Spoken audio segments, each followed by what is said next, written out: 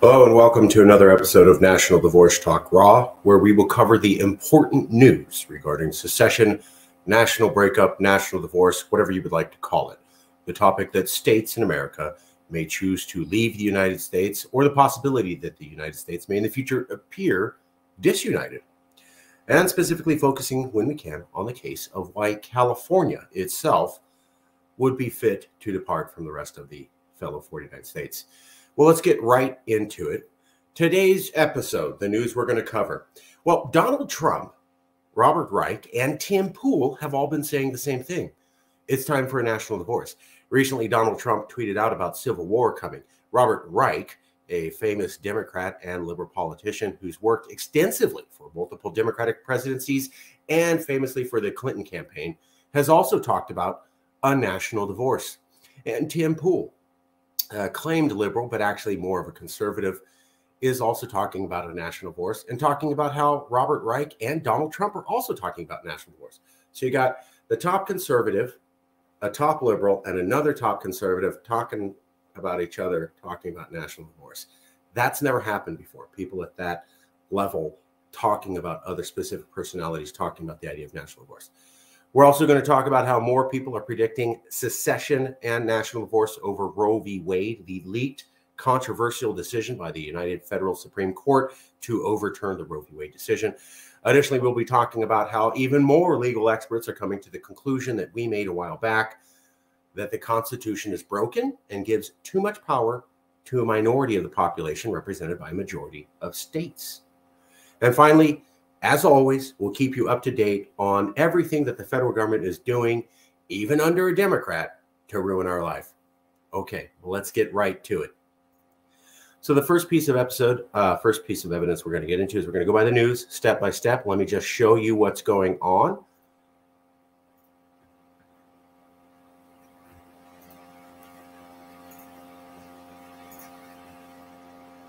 Okay.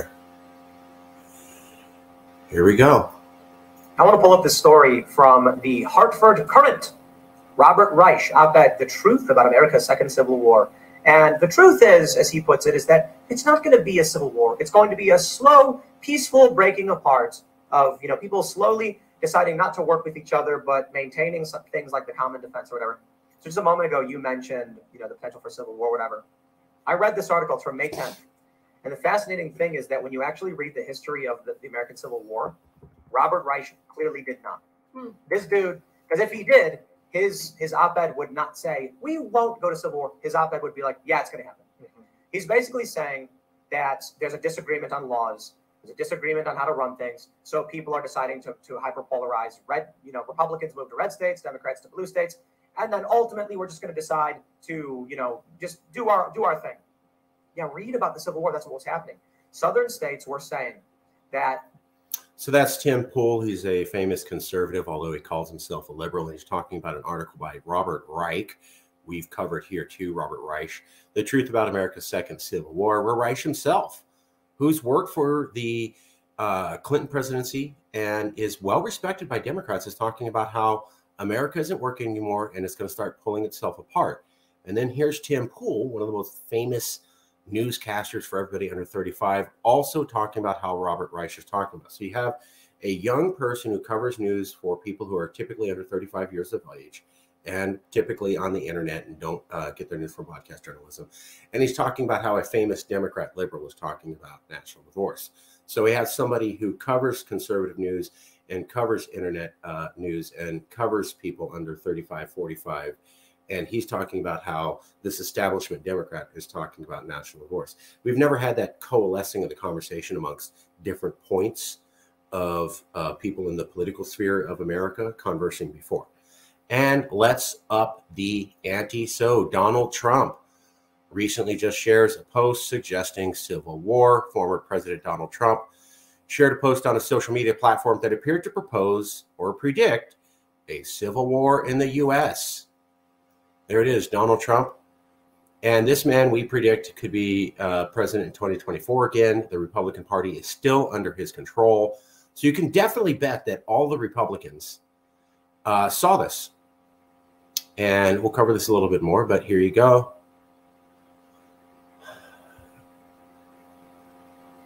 The most powerful country in the world is falling so fast that it makes you rethink what are the real reasons. Something so big and powerful can't be destroyed so quickly unless the enemy comes from within. President of El Salvador tweeted that, to which Donald Trump retweeted civil war. So Donald Trump, for the first time, has talked about how maybe there will be a civil war. Or Donald Trump retweeted. I'm sorry, they call it retweet. It's retweeted. So MAGA King Thalos said civil war to this post here, and then Trump retweeted that, which appears as though Trump, the former president of America, is endorsing civil war. Now, to my knowledge, Trump hasn't said that there's definitely going to be a civil war or suggested that there should be a civil war before now. Additionally, this is the first time a American president or former American president has talked about civil war since 1861. And just to make sure that this is going in very clearly for you. So here's an article, Dana Milbank. Dana Milbank is a well-known columnist. Trump might be more dangerous without kingmaker status on May 26, 2022 for the West Virginia Gazette or Charleston Gazette Mail. And let's see if we can get this page to scroll down. There's the article. And here's the interesting thing. On Sunday, amid a growing number of signs that he has lost his hot hand in Republican primaries, Trump elevated the idea of civil war against an enemy coming from within the United States. Republican leaders, as usual, responded with silence.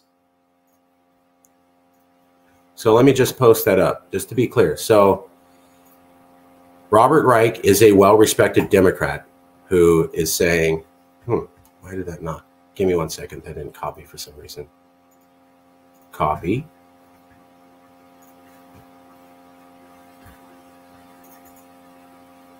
Paste. It's just not going to work. Okay, so the computer's not working. Donald Trump, to my knowledge, has never talked about civil war before. He's the first president of America since 1861 to talk about that.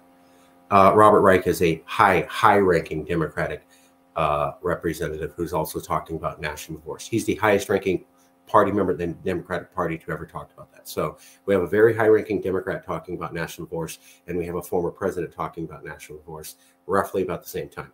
Never had a president talking about national divorce before.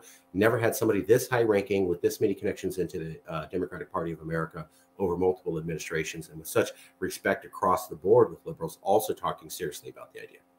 And we've never had a conversation where Tim Pool and them are starting to recognize each other in the conversation. Additionally, Trump did say it's time for a civil war, and no one in the Republican Party contradicted him or criticized him for saying that. That should also tell you something. Show you that again.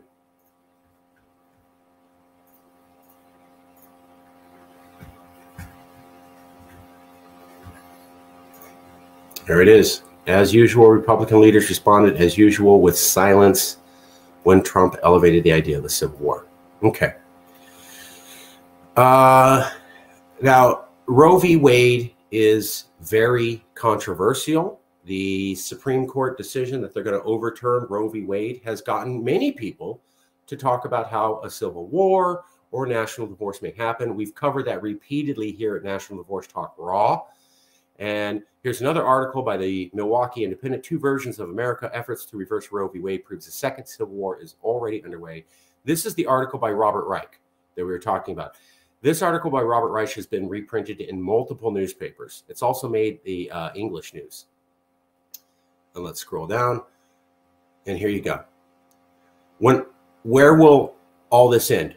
Not with two separate nations. What America is going through is analogous to Brexit, a lumbering mutual decision to go separate ways on most things, but remain connected on a few things, such as national defense, monetary policy, and civil and political rights. That's literally what I suggested in my book, California's Next Century 2.0, was that we have what Robert Reich is suggesting. Let me see if I can copy this. The computer is not participating with me. I think it belongs to the deep state, and that's why it's not working with me. Or it's just I'm bad at technology. One of the two. We'll see. So this idea by Robert Reich, hey, let's not have a national divorce. Well, we need to go through something like Brexit, where it's a lumbering mutual decision to go separate ways on most things, but remain connected on a few things like national defense and money. That's called subnational sovereignty. It's what Scotland had with England before the vote in 2014 for full independence. Scotland was basically an independent country from England since around 2010. And except for national defense, monetary policy, and a few other things. But they had their own Olympic team, their own immigration policy, education policy, etc. And I had argued in my book, which started the entire Cal-Exit movement, that California could pursue subnational sovereignty just like Scotland did to England.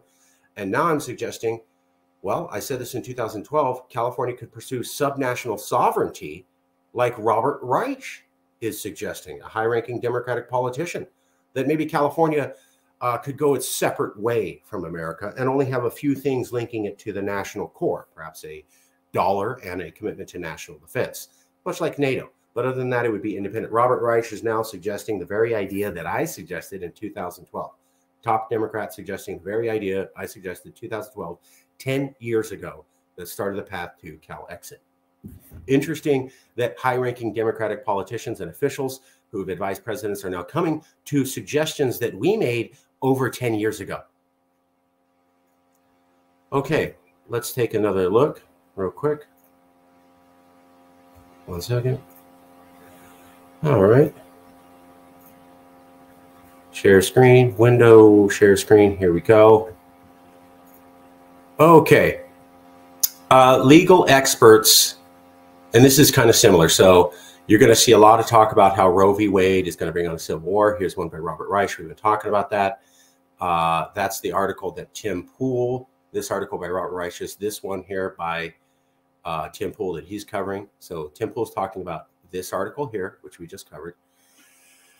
Additionally, legal experts fear overturning Roe v. Wade puts other liberties at risk too. So Roe v. Wade isn't going to just stop because Roe v. Wade was a dramatic reversal of what was called established precedent, meaning that America had allowed access to abortions for decades. This was considered precedent, which means basically established law. For the Supreme Court to go in and then say, I know that's been law for decades, but we're just going to overturn it because we feel like it, is very scary to many people. And so many people are looking at that and going, well, if you can just arbitrarily overturn landmark legal decisions that Americans view as core to what they know the law is, then what other landmark legal decisions can you just overturn, even though they've been precedent, because you just feel like it? And also because Samuel Alito argued that the right to abortion should be revoked since the right was not explicitly given in the Constitution, an argument that worries many legal experts. So if they overturn Roe, what other things can they do? They can strike down a right to contraception. They can strike down a right to same-sex and interracial marriage. They can strike down to control medical treatment, etc. So it doesn't just end. This is the big one that a lot of people are scared about, is that America, since it can remove a woman's right to get guaranteed access to an abortion, could also remove the right to same-sex marriage. And so what we would do is we would return to a country around the year 2000 where some places had same-sex marriages recognized and interracial marriages recognized, and some places didn't. Actually, 1950s. You go back to the 1950s, and some places recognized interracial marriages. 25 states made it illegal. Some places recognized same-sex marriages. I think only Hawaii and 49 states made it illegal. And some states recognized abortion and some didn't, about half and half. And what they're saying is, if the Supreme Court can just overturn precedent like this, they can overturn the precedent on same-sex marriage. So being in America is going to get a lot worse. You're going to start to lose all your rights, which is what we had talked about a while back. Here you go. By 2040, democracy in America will be dead and you will lose all of your rights. That's because conservatives will control the House, the Senate, and the Supreme Court, and they will strike down everything that you care about. Well, that's already happening now. Conservatives are due to own the House and the Senate with midterms, and they already own the Supreme Court. Even though Trump is gone, they are already creating a Republican future, and they are already doing Trump's bidding, even while he's out of office, by overturning Roe v. Wade. They're likely to go and overturn the right for gay marriage.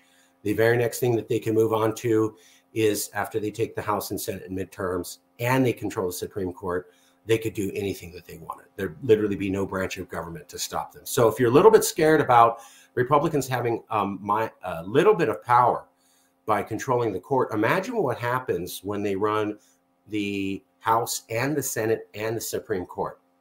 Well, it's going to be this.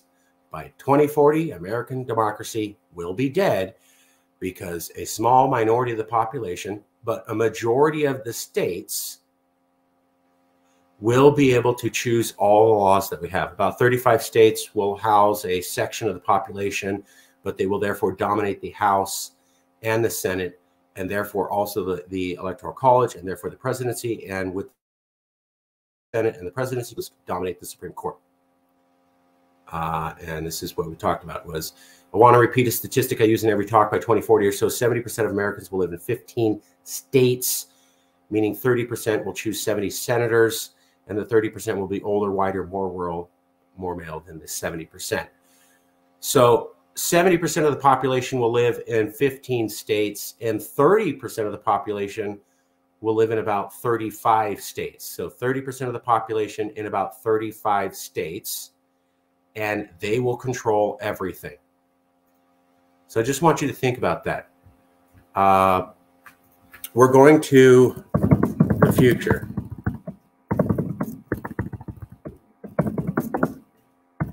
"35% of population controlled 35 states and therefore controls Senate, House,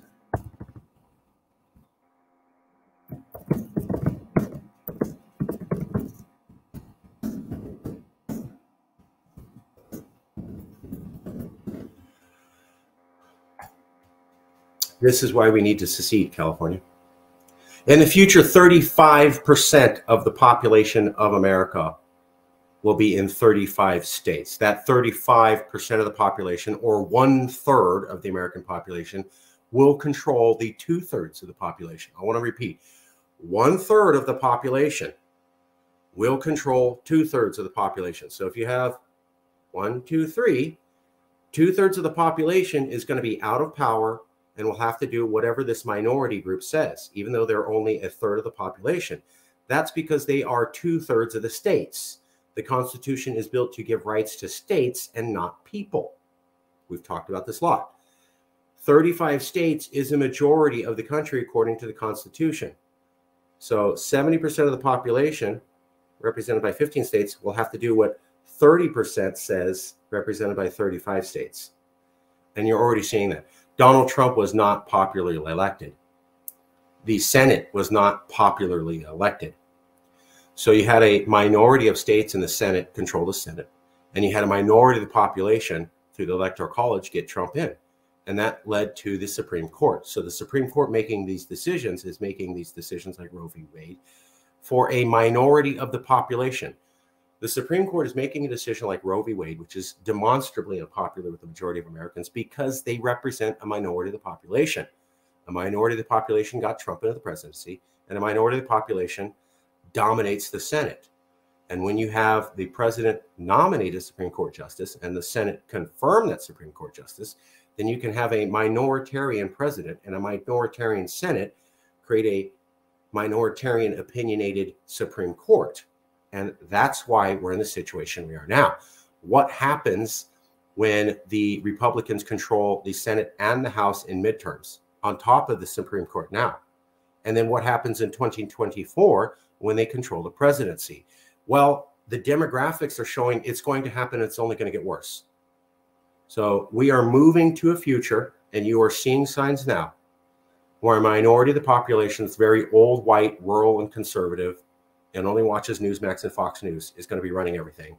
And you're going to be having to face more and more decisions like Roe v. Wade being overturned, going, Why are we doing this when a majority of Americans don't even want this? It's because the Constitution doesn't give rights to people. It gives rights to states. What a majority of states want is what will happen. What a majority of people want is not necessarily what will happen. That's how the Constitution works. I really recommend that everybody read this article. This is the primary reason why we have been saying for years, California has to get out now and Cal exit, because the demographics are only going one way. I mean, this is the people who voted for Trump. It's almost all of America.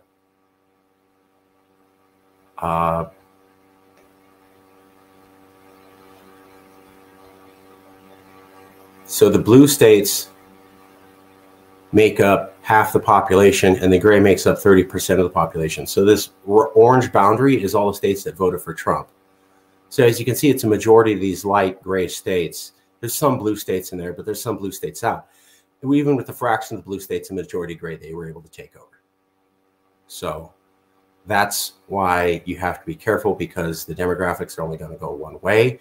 There's only going to be more Trumps, more conservative politics that match what a minority of states want, and less what you want. And here's where you can see people are starting to get that. So see this line, the 45 senators who defeated the bill represented just 38% of the American people. That's exactly what I'm talking about here.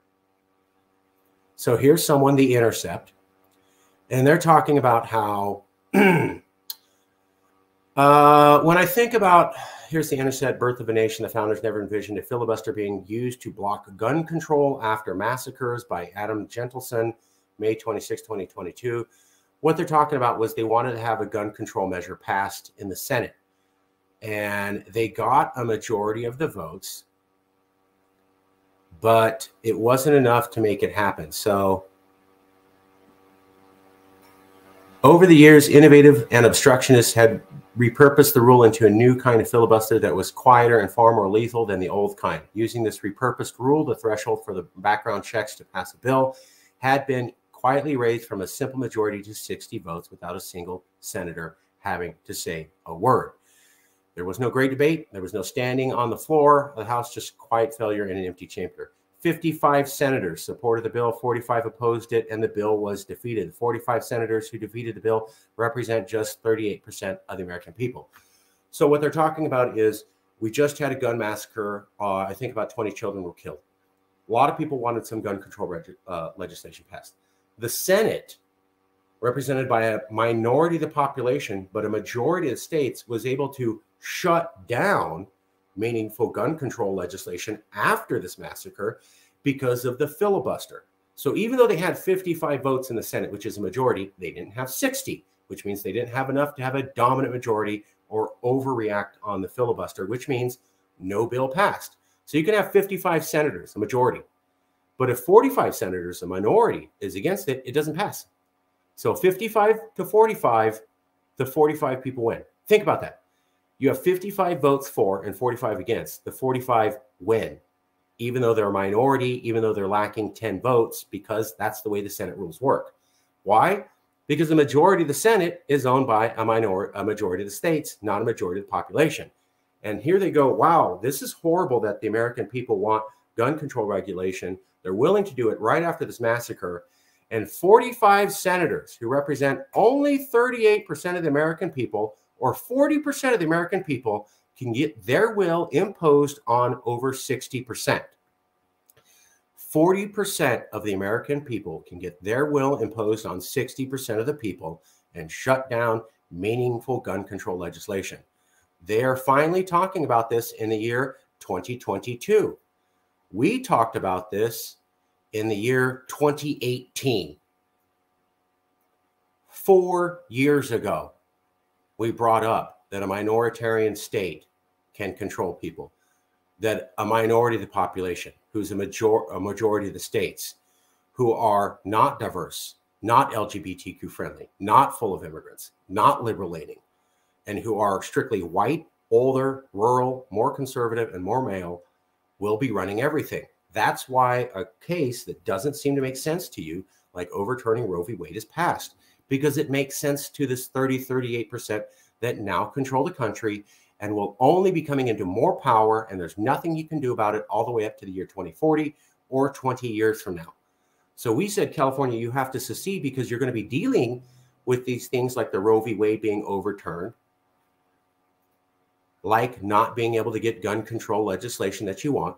So Roe v. Wade is overturned. Gun control legislation that you want can't happen. Why?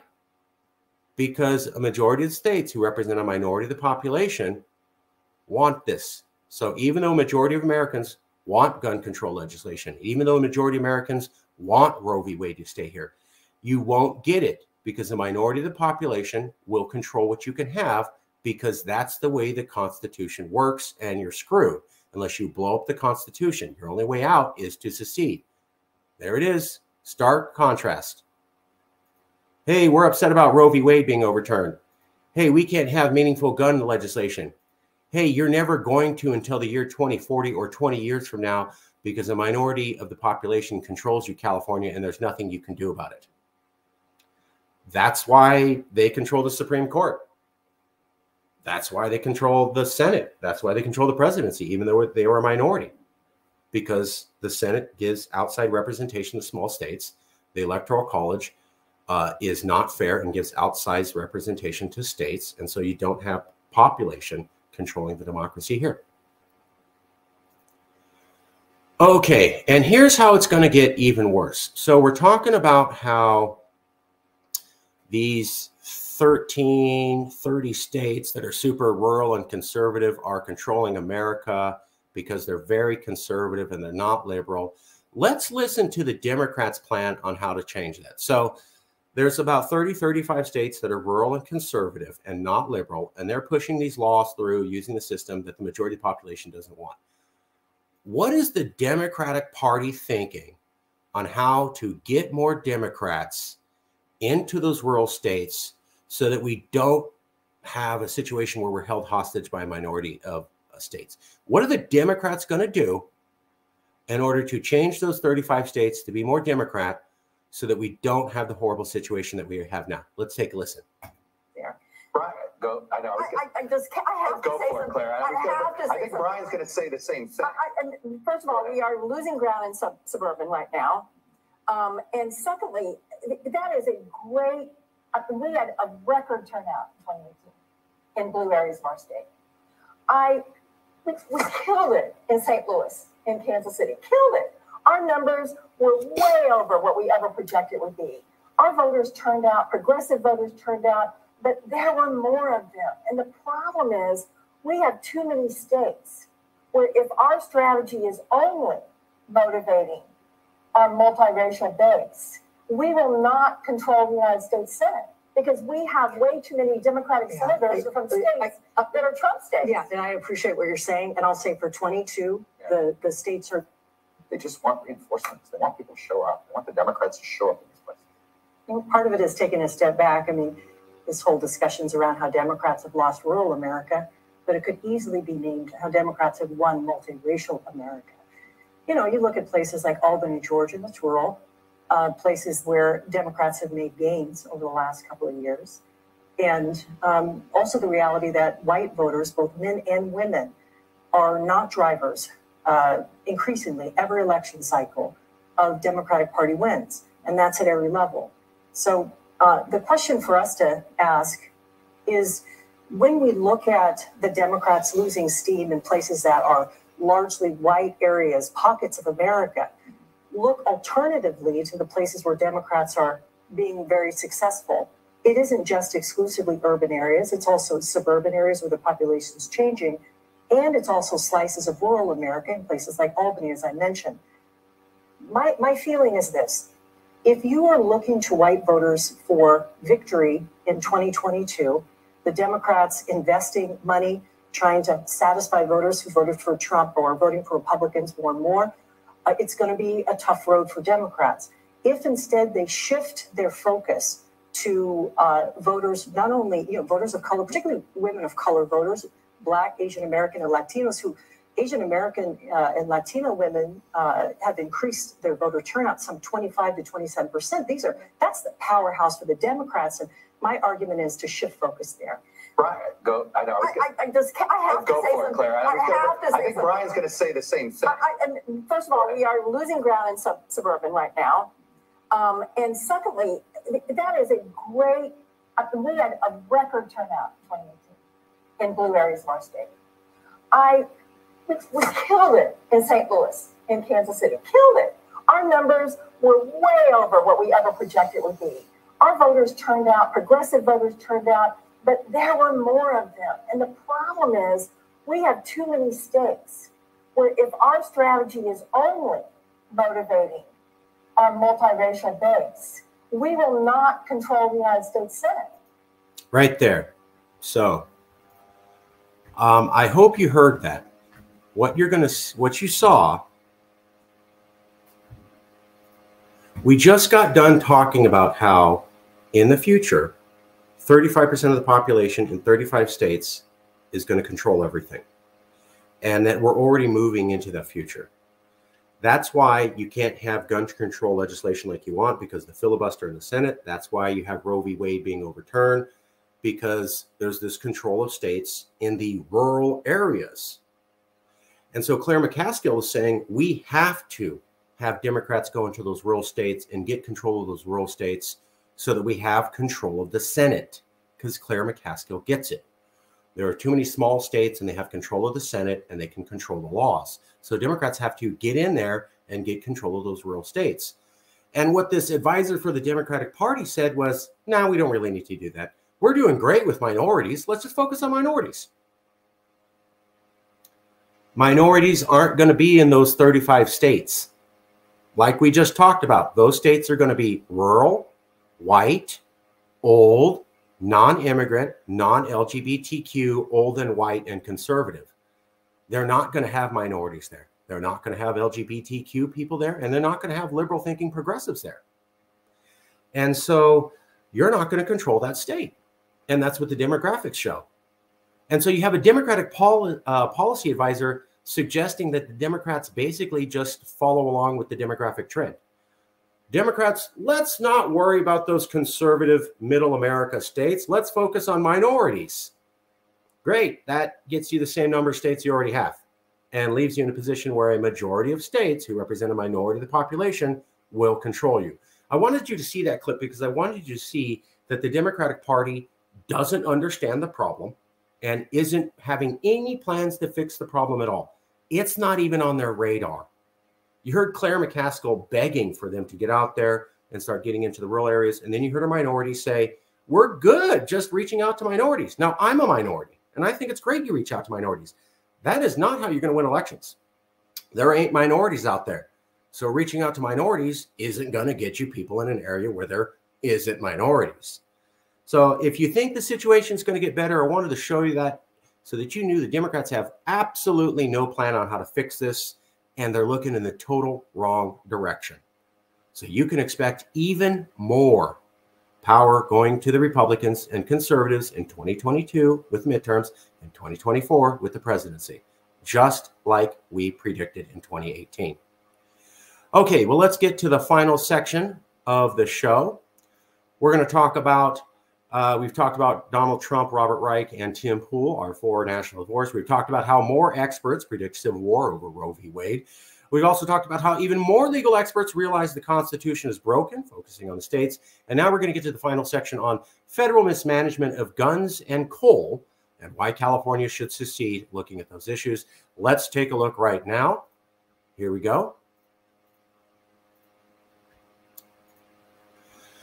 So we covered this before, but basically we wanted to show you that the Senate of America blocked a $48 billion package to help small businesses who are suffering from the COVID shutdown. Remember that never before in human history have businesses had to be shut down for a year and still stayed operational. You might have had wars where businesses were shut down, but you've never had a non-war situation where the government just said, you don't get to run your business and you can't have any customers for a year or two and deal with it.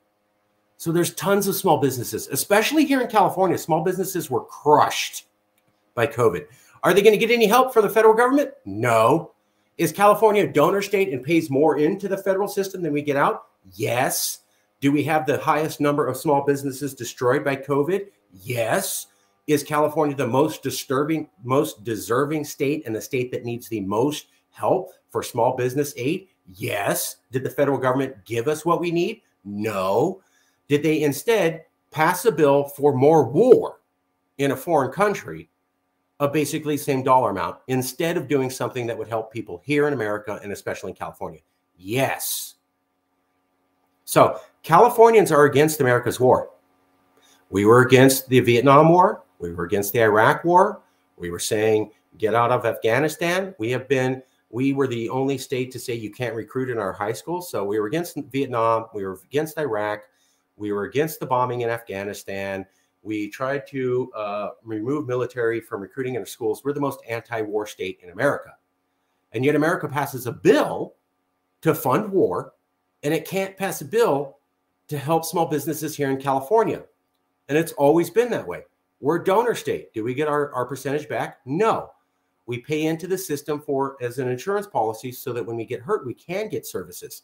Well, now's the time for that insurance policy to pay back and help us out. Are they going to? No. Will they instead spill the money on war? Yes. That's America. Part 2. So, until last week, California had laws on its books that prohibited teenagers from buying semi-automatic rifles, the go-to weapon for mass shooters, including the Buffalo suspect. Yet just days before the Buffalo terrorist attack, conservative judges sitting on the federal appeals court that covers California struck down those laws.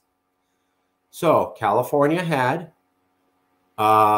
laws that prevented teenagers and youth from owning these semi-automatic rifles, just like what the Buffalo shooter had. And then the federal government, again, said, oh, California, did you have gun laws to keep your people safe? Well, you can't have that anymore. We routinely cover that here at National Divorce Talk Raw, how California passes gun control laws and they're shut down by federal judges. Well, we just had a massacre. And how did the federal government decide to respond to a shooting massacre? By removing California laws that keep us safe from shooting massacres. I want to be clear on this.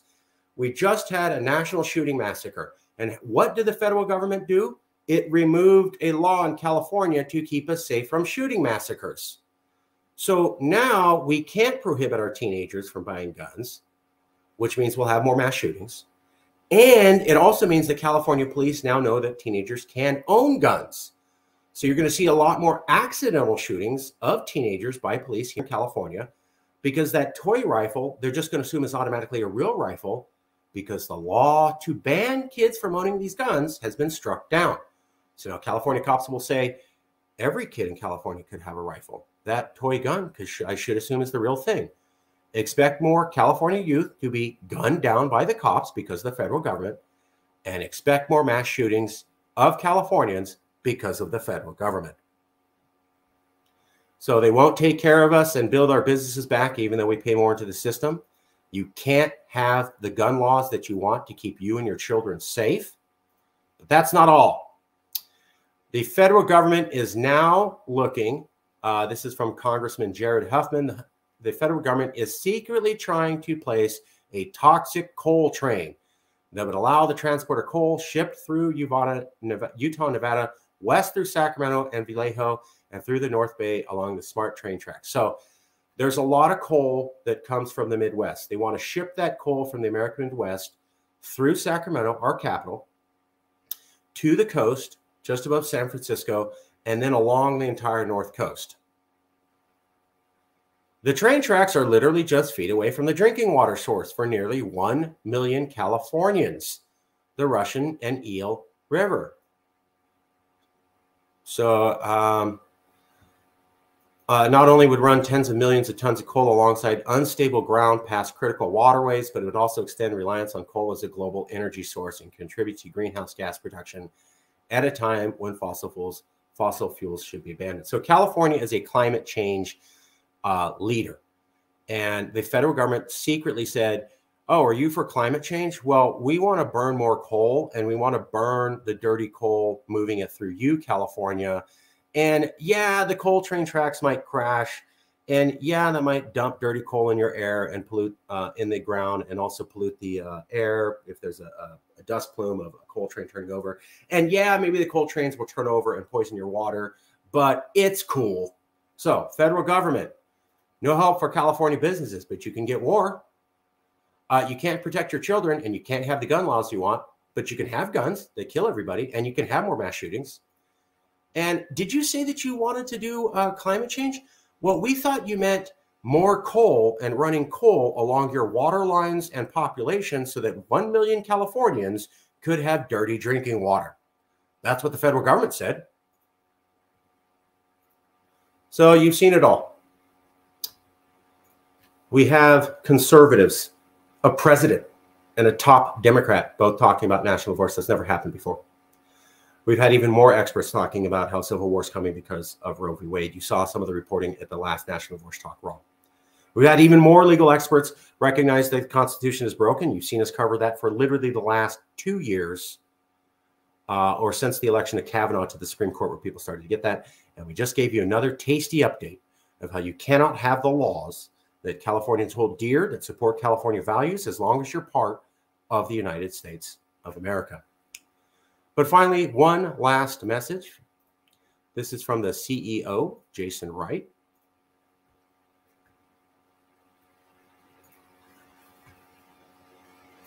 To all of potential Pacifica. So, pardon my reading. As the democratically elected head of CalExit, it is my sincerest wish for our movements to work together for the betterment of all our people. From Hawaii to Alaska, Washington to Baja California, and everywhere in between, we are worth much more than we give or get credit for. The federal government in D.C. is supposed to govern over the federation, the conglomeration of state entities, not to mention non-state holdings such as Puerto Rico. So, Cascadia.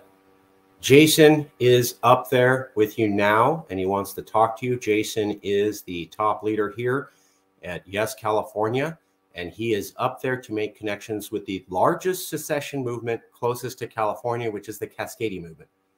So some people have said, why is the CEO of California secession movement in Cascadia? Because when you're the head of a group, you go and reach out and make connections to other groups. The largest secession movement near California is Cascadia. So Jason, when he took over as CEO, said that we needed to make a strategic direction as Yes California and make strong connections with Cascadia. If you go to the Yes California Facebook and Twitter page, you'll see Jason interacting with Cascadia. Cascadia even recently made us a nice graphic. Let me see if I can show you that. I'm not sure if you can see that, but so we are making inroads with Cascadia. That was Jason Wright's direction. And here's a message from Jason to Cascadia. So anybody who's watching this in Cascadia, or anybody that you know who's part of the Cascadia movement, please let them know that we're trying to contact them and make inroads so that we have the two largest secession movements on the West Coast connected, at least networking with each other. Well, that does it for our show today. We'll have even more shows. There's still more news to come up, and we will get to that very soon. Thank you all for being here. Let's take a look at the comments. If the comments are relevant, we will cover them. If they're not, we will not. Okay. Progressive Will. IMO California should court Mexico, Central America, Panama, and Colombia into forming a new country. This would maybe open the door to infrastructure connecting North and South America. Interesting. Progressive Will, we had talked about, so the Baja independence movement, who Yes California specifically, and none of the other CalExit movements have made contact with, has talked about Baja Norte and Baja Sur, or the entire Baja Peninsula connecting to California. We have looked at that idea. So Jason Wright seems to think that's an decent idea. Progressive Will, I would suggest you contact Jason or contact us at Yes California. You can go to Yes California Twitter, Yes California Facebook, or you can email me and we'll put you in touch. But here you go, Progressive Will. That's an interesting comment. Jason seems to like it. Bob Tomlin says, divorce already. Bob's been with the CalExit movement for a long time. Thanks, Bob. Let's take a look. Oh, here's Jason. Progressive Will, I'm the elected head of CalExit, and what we would like to see is a free California. We'll work to form a Pacific Union, Pacifica, made of California, Oregon, Washington, Alaska, Hawaii, and Baja California. Through the reunification of California, once hashtag movement for Independencia de Baja California and CalExit. That's the Baja Independence Movement that, yes, California is already linked to. I just covered that. Have achieved our goals, and a possible union, which is even larger, could be a possibility, but would only be after some independence. Oh, in my opinion. Okay.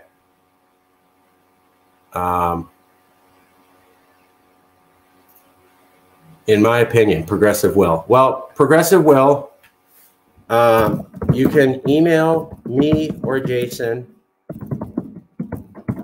and we would like to talk to you more. So Progressive Will, if you're watching this, or anybody, Marcus.Ruiz.Evans. We love your comments. We love you participating. And Progressive Will, that's an interesting idea. And, you know, we have our own opinions about the way that things are going, but the number one goal of Yes California is to keep the conversation going. So if you have ideas about how CalExit should go, if you think that we're getting it wrong, we don't want you to be quiet. We don't want you to not tell us. We want you to say something. I would rather be aware that I'm getting it wrong or have other ideas that I need to think of before I can move forward. And I would rather deal with the chaos and confusion of looking at multiple alternatives before deciding on one than to have a bunch of yes men who agree. I know Jason agrees with me on that. Thank you. We'll be coming up with more episodes of National Divorce Talk Raw coming very soon. Stay tuned. Thank you.